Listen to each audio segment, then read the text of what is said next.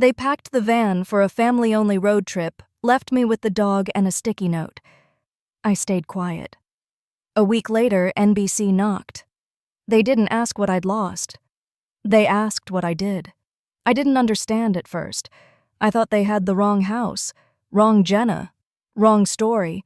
But then the reporter said, "America saw what you did, the video, the old man, the rescue." And suddenly their van full of matching shirts and fake smiles didn't matter anymore. Because someone finally saw me. Not as the girl left behind, but as the reason someone else got to live. I wasn't surprised when they left me behind. Not really. In my family, being forgotten wasn't an accident. It was a habit. Growing up, I was the quiet one, the extra seat in the van, the girl who didn't need much.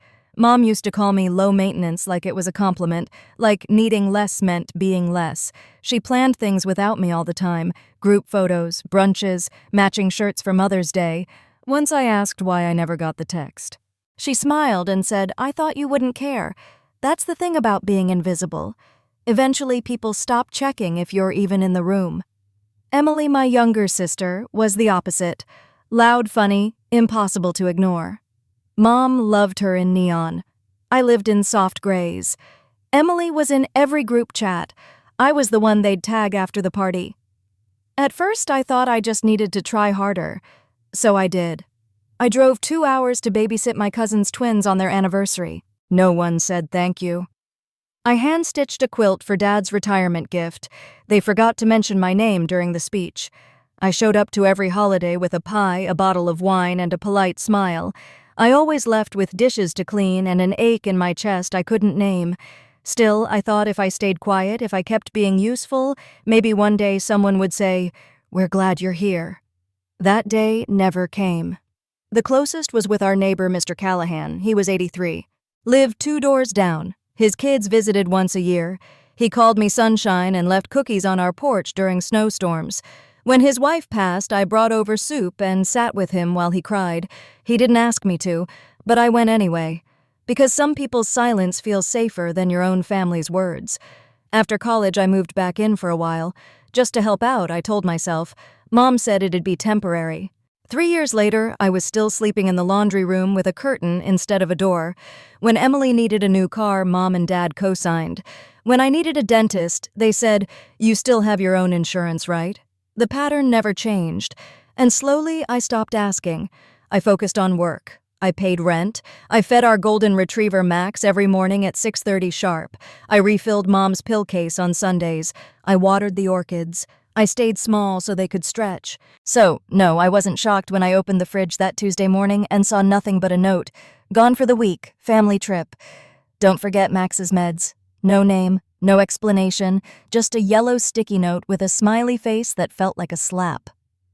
Later that day, Emily posted the selfie. Everyone was there. Utah desert behind them, matching jackets, laughing like a Hallmark ad. The caption read, "Family means making memories, wouldn't be complete without each other." And I just stared at the screen because it was complete, without me. I didn't cry. Not when I saw the picture. Not when I realized they'd packed up the car, driven away, and never once mentioned it. Not even when I noticed Max's bowl was still full and Mom's orchids were already drooping. I just went outside and sat on the porch with the dog. He wagged his tail like nothing had changed, but something had. They took my silence for granted. Again. No one called to say goodbye. No one sent the itinerary. Not even Emily, who used to steal my sweaters and leave apology notes shaped like origami. The next morning, they posted a full group shot in front of the Grand Canyon. I counted 8 people. Mom, Dad, both my aunts, Emily, her fiancé, 2 cousins, all wearing matching shirts that read Green Family Adventure Est, 1985. I counted Max's leash on the porch rail. I scrolled through their comments, inside jokes, heart emojis, stories from the road. I wasn't tagged, I wasn't mentioned. Not even a pity wish you were here, I was erased. By Thursday, I stopped checking the updates. Instead, I filled my days with things that didn't need an RSVP. I walked Max, cleaned the gutters, baked banana bread I didn't share. Mr. Callahan waved from his porch, and I waved back. Friday night, I heard a thud. It was past midnight. The house was still. Max had his head in my lap. I almost ignored it. But something felt off. I grabbed a flashlight and stepped outside. The noise came again, faint like metal scraping pavement. It was Mr. Callahan's porch. The light was on. The screen door swung open. A newspaper lay face down on the grass, soaked. And there he was, curled near the front step, one hand gripping the rail, the other clutching his chest. I dropped the flashlight. "Mr. Callahan." No response. I ran to him, checking his pulse, calling his name. He was alive, but barely. His skin was pale, lips tinged blue. I fumbled for my phone, called 911 with shaking hands. They told me to keep him awake, so I talked. About banana bread, about Max's obsession with squirrels, about the fact that my family had gone on a memory-making trip without me. He blinked once. The paramedics arrived in under 6 minutes. I stayed on the sidewalk holding a towel around his shoulders, whispering, "You're okay. You're not alone. You're not forgotten." They loaded him into the ambulance. One of the EMTs turned to me and said, "If you hadn't found him tonight, he wouldn't have made it." I nodded, then sat on the curb and cried for the first time that week. Not because they left me, but because someone else had needed me, and I was there. I didn't tell anyone what happened that night, not Mom, not Emily, not even the group chat I was never really in. The ambulance pulled away just before 1 a.m. I stood alone in the driveway, arms still damp from holding Mr. Callahan's shoulders, my hands stained with the metallic scent of panic.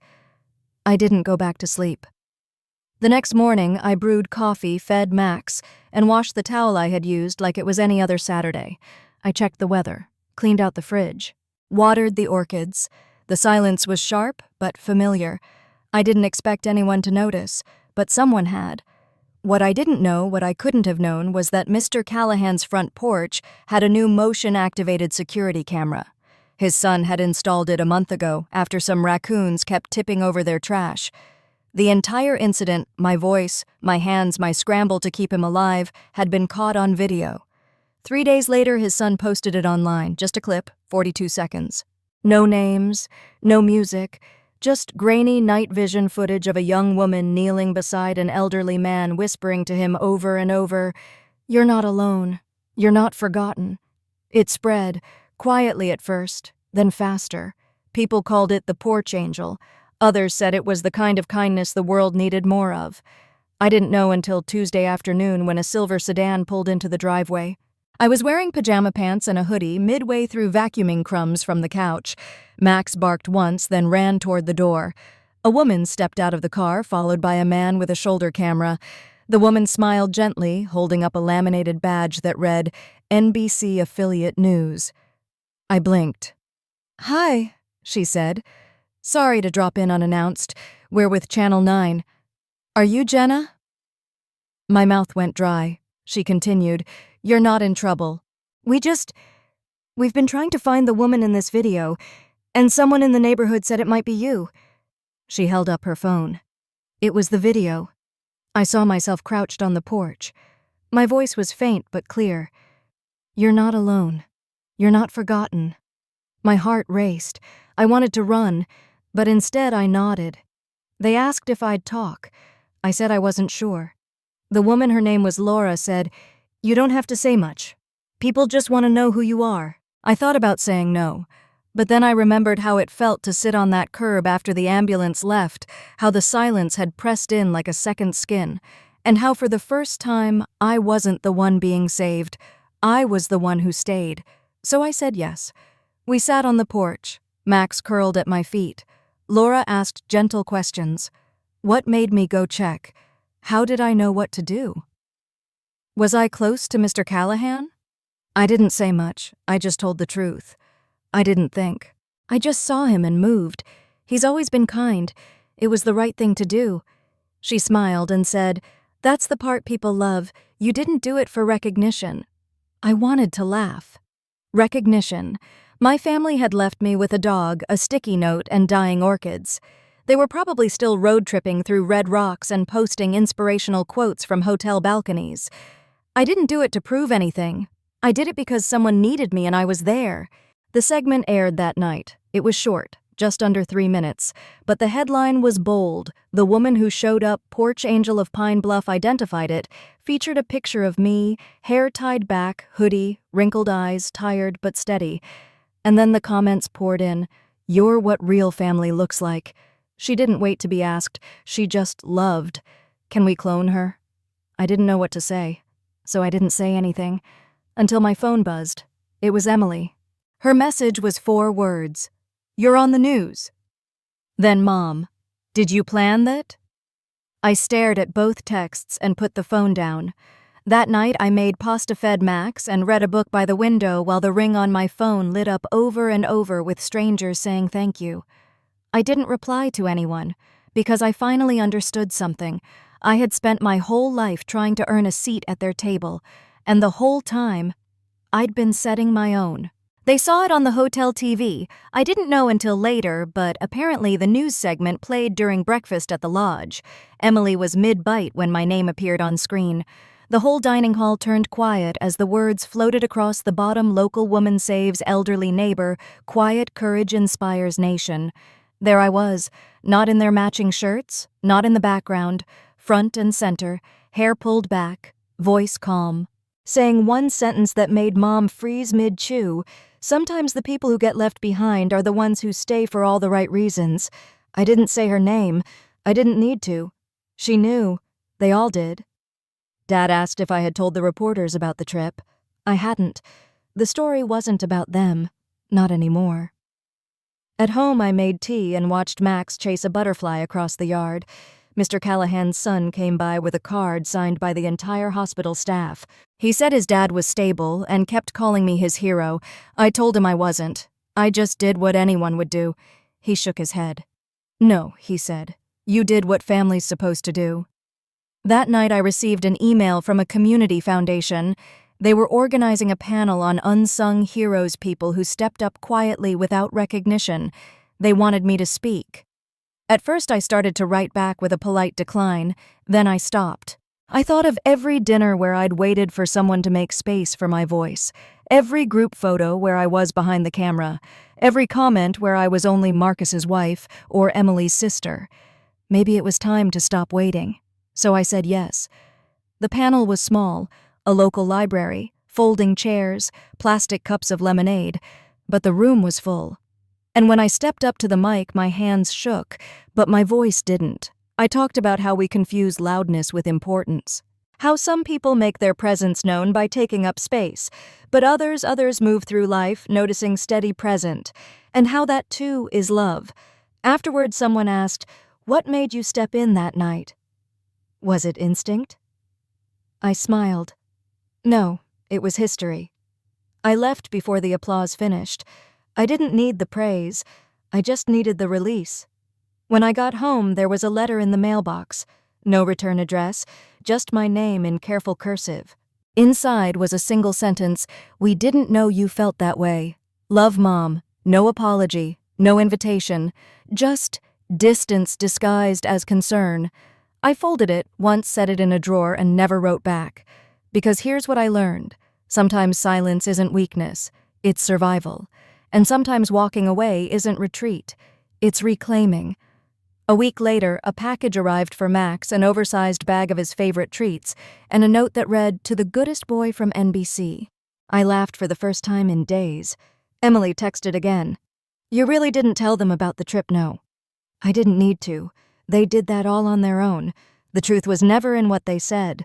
It was in the things they never thought I'd notice. The group chats I wasn't added to, the photos I took but never appeared in, the gifts they forgot but expected me to wrap.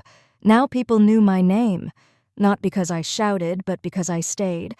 And in the end, the story they tried to leave me out of, it belonged to me.